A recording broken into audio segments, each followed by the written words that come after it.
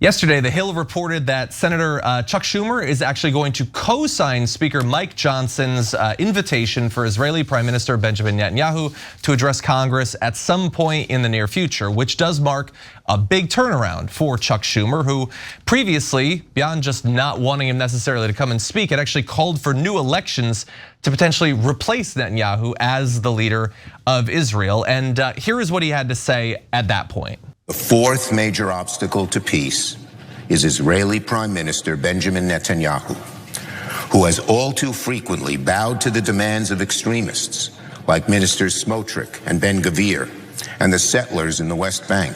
At this critical juncture, I believe a new election is the only way to allow for a healthy and open decision-making process about the future of Israel.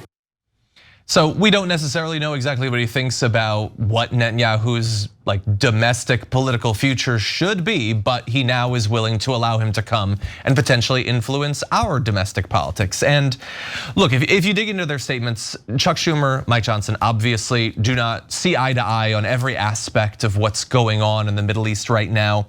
But there is actually one thing in common that has been known to have an influence over politicians in the past. According to Open Secrets, Chuck Schumer has received at least $1.7 million from donors classified as being pro-Israel, making him actually their highest recipient of that sort of money in the Senate. And the Political Action Committee, AIPAC, actually donated a total of $104,000 to Mike Johnson last year, with the majority of those payments coming since the start of the Gaza war and after Johnson was elected House Speaker in late October, and obviously had far more influence at that point. That is 4 times the amount that was donated to his entire last congressional campaign, when at that point they were still his top donor. They're just giving far more money now that he has much more influence over what actually happens in Congress. That said, we don't know what the timeline for this will be. He might end up not coming at all, but it certainly seems far more likely at this point, Cenk. Pausing here to deliver some honest truth as we do in our news coverage as well. TYT is facing challenges, guys, as the entire industry is. You know who could make the difference? You. If you hit the join button below, it's gonna make all the difference and keep us in business. We appreciate you, thank you. So I think this is gonna set up one of the most disgusting things I've ever seen in my life in Congress. I think Benjamin Netanyahu's an obvious war criminal, and our Congress is going to treat him like he's a conquering hero. They're going to give him standing ovation after standing ovation. Our Congress is deeply humiliating to the country, in my opinion. So look, I'll give you a couple of data points on why I think that, and then I'll come back to Schumer. Netanyahu last spoke in front of a joint session of Congress in 2015. Do you know how many standing ovations he got? 22. 22 standing ovations. So they'll do that again. He spoke in 2011 too. I'll get to that in a second. But here's another fun fact. 10 minutes and 55 seconds of the 40 minutes and 30 seconds of Netanyahu's speech consisted of applause. In other words, 27% was Congress applauding and doing standing ovations. So this is kind of the fawning, fanboying that $100 million of AIPAC money buys you. And here, let's take a look at what happened in 2015. I have the high privilege and distinct honor of presenting to you the Prime Minister of Israel, His Excellency Benjamin Netanyahu.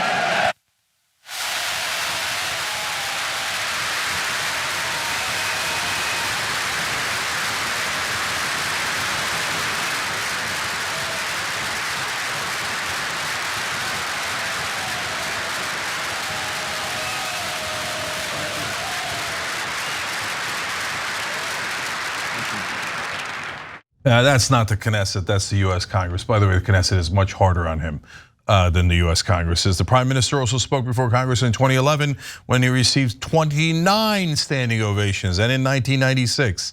As you probably heard yesterday on the show, the House voted 320 to 91 with 70 Democrats and 21 Republicans voting against the bill on the Anti-Semitism Awareness Act, which is so broad that it basically makes criticism of Israel illegal.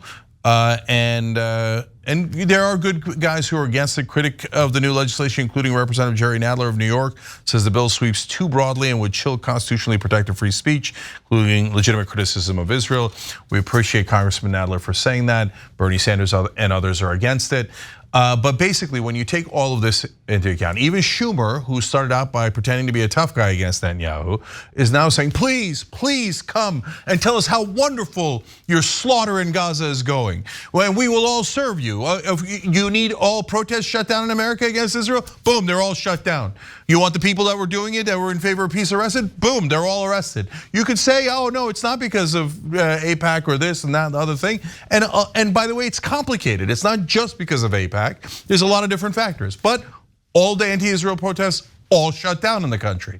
Do you want criticism of Israel to be made illegal? No problem. We're here to do that. They just gave Israel $17 billion. Biden had already funneled $2 to $3 billion around Congress. So now here's $20 billion. And now on top of everything else, please come and we'll all show the whole world how we think you're Taylor Swift, you're the greatest thing on earth. And we'll give you standing ovation after standing ovation. And maybe they'll give enough standing ovation, maybe they'll give one for each Palestinian murdered in Gaza. So these people absolutely positively disgust me. It disgusts me that Netanyahu is going to come to our Congress. It disgusts me that they're going to kiss his ass, in which they would never be unified for an American president like that. But a guy who's doing ethnic cleansing as we speak, and they will almost all, at least 300 of them. There's brave people like Bernie, the Just Democrats, etc., that are not in that camp. But the overwhelming majority of Congress will treat him like he's the biggest rock star in the world, as he's in the middle of committing a genocide, in my opinion. David, what do you think? A couple of things. I actually feel that this has to do with some domestic politics for Schumer. I don't think he's changed his mind about wanting Netanyahu out of Israel and not to be prime minister anymore. I think Schumer is terrified, though, of what the Democrats are feeling, especially given what's been happening on college campuses. And so I think for Schumer, he's not going to give high fives to Netanyahu. I think Netanyahu was going to be invited anyway. I think this is Schumer's way of saying, okay, the one thing that I could possibly do to help, Jews and Israelis.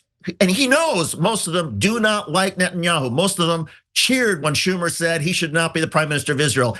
But if Schumer can make this war, make the killing, make all the strategic mistakes that Israel's made, and I put that around the neck of Netanyahu and separate Netanyahu from the people of Israel, Schumer will be doing Jews a favor, he'll be doing Israelis a favor, he'll be doing the world a favor, because he'll be saying, this isn't about Israel, this is about this crazy maniac prime minister who's doing things we all hate. Make Netanyahu take ownership for everything that is going on in this war. Make it about Netanyahu. And to the extent that having Netanyahu come to the Congress, as disgusting as it will be, and I agree, I wish Netanyahu was not coming to the US Congress. I wish they would never give him this invitation. But the upside is that Schumer can essentially bifurcate Netanyahu from the rest of Israel. And I think most Jews and Israelis will be sophisticated enough to say, okay, yeah, let's hoist Netanyahu on his own petard. A lot of people will be disgusted by the lapdogs, especially Republicans, and how they'll react to Netanyahu. And I think that will actually help Democrats. But David, so two things about it. So I agree with you on a couple of fronts. This is not about the Israeli prime minister coming and speaking. There's nothing. If Yitzhak Rabin comes in, back in the day, of course, before he was assassinated by a terrorist, he came in to speak and talk about the peace accords they were working on. Beautiful. Great, no problem, right? Other leaders come in and speak too. Zelensky speaks, etc. No problem, okay? Netanyahu, deeply problematic. Now, having said, and you're totally right, if they just isolate Netanyahu and they get rid of him, and stop the war, and I would argue and stop the occupation, but that one's more optional whether I like it or not. Then yes, that would be greatly advantageous to Israel, to Jewish Americans, to Jews across the world, etc. So everything you said is totally right. But the problem is that's exactly the direction Schumer was going. That's why I gave him a lot of credit for that. But how do you interpret this as anything but reversing directions and going, my bad, we bow to you? I think he's terrified 5 months before November of many Jews being very concerned about what's happening in Israel and what's happening on college campuses. And Schumer's like, okay, I can't go full, I can't just cede the Jewish vote to Republicans. I need to make sure that Democrats know that I may not like Netanyahu. And there are two ways that he can influence Netanyahu. He can either continue to try to firebomb Netanyahu and criticize him and say he should not be prime minister, or Schumer can engage with Netanyahu and say, look, I am doing my best as the leader, the majority leader of the Senate, to try to influence him from the inside. I'm trying to get him to pull back. Yeah. He can't do that if he's not on the invitation. He can do it if he says, I invited him because I wanted to give him an earful. And I guarantee Schumer's gonna make that clear. He's gonna say it in just those words. I am here to tell Netanyahu what's going on wrong and to make sure that he knows he's responsible for what's going on in the Middle East. I believe you 100% that that's the logic that they would use. But I don't believe that that's what's going to happen. Like, he could pretend that he gave him an earful, etc. But the optics of it is going to be Congress giving him Netanyahu standing ovation after standing ovation after standing ovation. And it is going to look terrible. And I don't think that it's about Jewish voters. I think they're way more concerned about Arab voters in Michigan. I think, I mean, look, the donor money is overwhelming. So Schumer is the current #1 record holder for AIPAC money in the Senate, but historically the #1 record holder in US Senate history is Joe Biden. He took 3 times as much money from AIPAC as Schumer did just while he was in the Senate. He's now at about 10 times the Schumer money overall. So all of those guys, they're about to get $100 million from AIPAC. So my sense is, and you know, obviously you hear from these guys, they have different varied opinions. My opinion is that him getting invited there and is not some sort of trick. No, it's to kiss his ass, and they will almost all do it, and it's about 98% because of the money. All right, so you get the range of opinions. You guys decide on your own. And look, Cenk, I agree with you in part there. I do think, look, the AIPAC money, the AIPAC influence is part of this.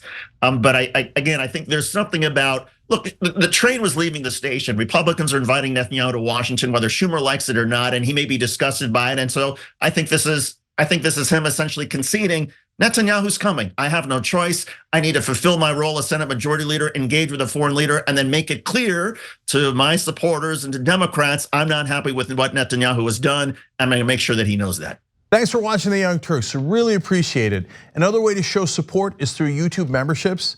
You'll get to interact with us more. There's live chat emojis, badges. You've got emojis of me, Anna, John, JR. So those are super fun. But you also get playback of our exclusive member-only shows and specials right after they air. So all of that, all you gotta do is click that join button right underneath the video. Thank you.